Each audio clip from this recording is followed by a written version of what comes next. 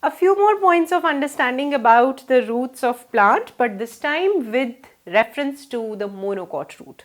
Now we are going to talk about the root of a grass. Say, in the previous case we had talked about a dicot root. For that we had example of a sunflower or a pea plant. Now we are going to consider a root of a grass, and that would be a monocot root. See, the points would be similar, but a few more points we are going to understand.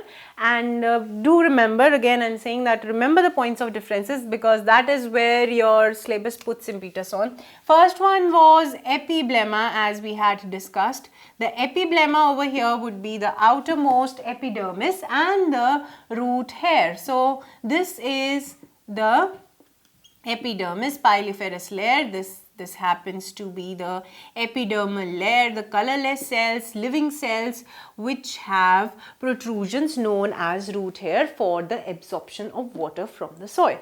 Next is many layers, multiple layers with intercellular spaces. Again, they would be parenchymatous cells.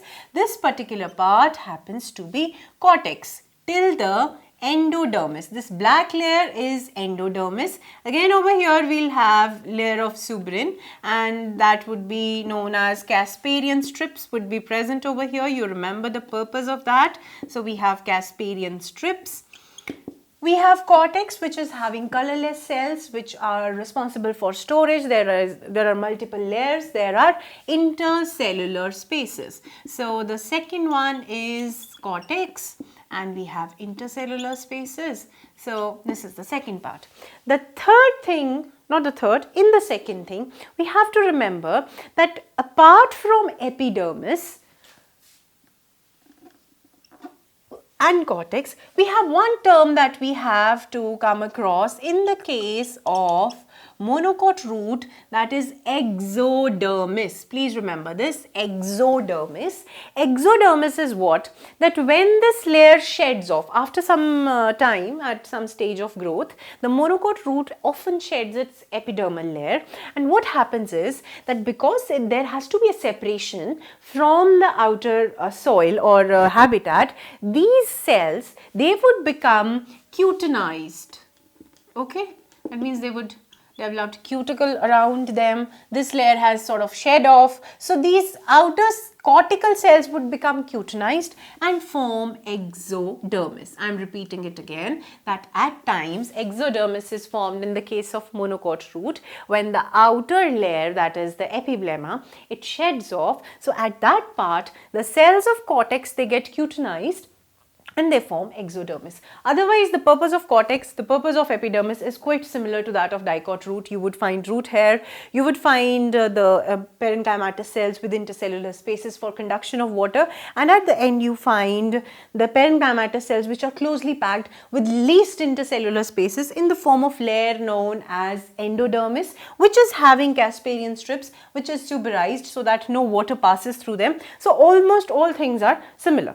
Okay, now moving further, till endodermis we had cortex, and you have to remember one more thing over here, that endodermis is the site, or not endodermis, below endodermis in the stele pericycle lies, which is having the parenchymatous cells again, and pericycle is the site for growth of lateral roots. Now you would say that why I am introducing this thing, or is it exclusive to monocot root? No, it is not exclusive to monocot root. Both dicot root and monocot root have the lateral roots arising from the pericycle.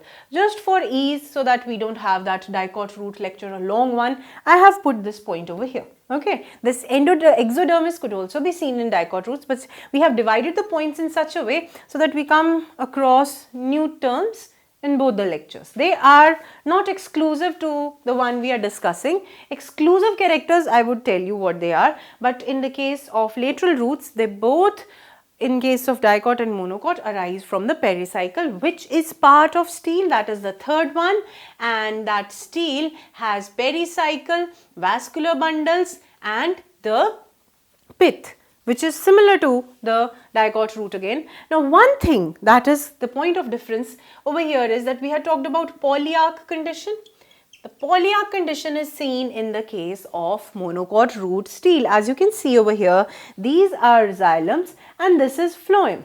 These xylems are 6 pairs, as you can see. As many xylems are there, so many, those much phloems are present over here. So the xylem phloem arrangement is polyarc. So the condition is polyarc.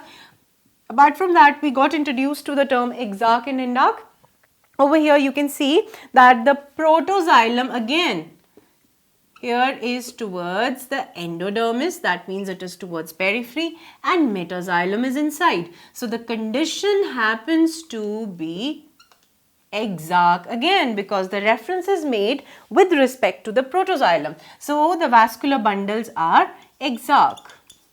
They are polyarch. And the last point that we discuss is pith. And over here, the pith is highly developed. Unlike in the case of dicot root, the dicot root had a very small pith. Over here, the pith is quite conspicuous. You can see it is large and it is having large intercellular spaces where we find the parenchymatous, living parenchymatous cells which are present over here. There is pericycle, and in between the phloem and xylem, there lies conjunctive tissue. As you can see over here, the part I am labeling, this happens to be the conjunctive tissue. Now, what is conjunctive tissue? We had discussed it is the parenchymatous tissue that is present between xylem and phloem. So, this is all we have to understand about the monocot root. Do remember the points of differences again, and the main point of difference, or rather you can say the most important point of difference, is that unlike the vascular bundles, which were 4 in the case of dicot root, we have a polyarc condition over here. Okay, then we had exarch arrangement, which is similar to the dicot root because the protoxylem lies towards outside while metaxylem lies inside. The pith is not that much developed in the case of dicot. Over here we have a huge pith. The cortex is similar, epiblema is similar, rest all things are similar. Only point of difference is in the stele and the number of vascular bundles which are present. So this is all you have to understand about monocot root. Now one thing you have to keep in mind is that you keep very much keep in track to the points of differences that we have studied in the case of monocot root and the dicot root.